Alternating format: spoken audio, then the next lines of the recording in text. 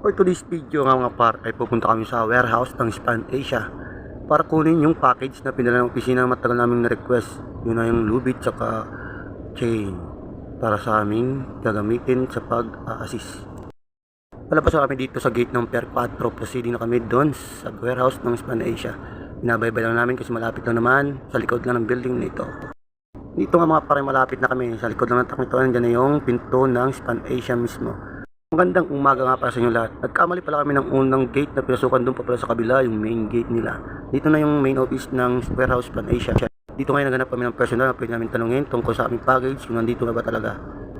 Pinakita nga ni Kapitan yung resibo ng package namin at may pinuntahan na ng personnel at tinuro kung saan nakalagay yung mga kailangan namin kunin. Dito yung lubid mo pa, yung nauna pala yung kadena at saka shackle. Yung bagong lubid namin ikakabit sa winch para sa paghihila ng barko. Yan yung parang puting-puti, bagong-bago, sariwang-sariwa. Sabi ng kaibigan ko ay local ito.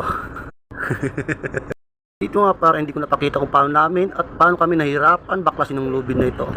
Dagdag pa ng mainit na panahon, talagang hirap na hirap kami kanina.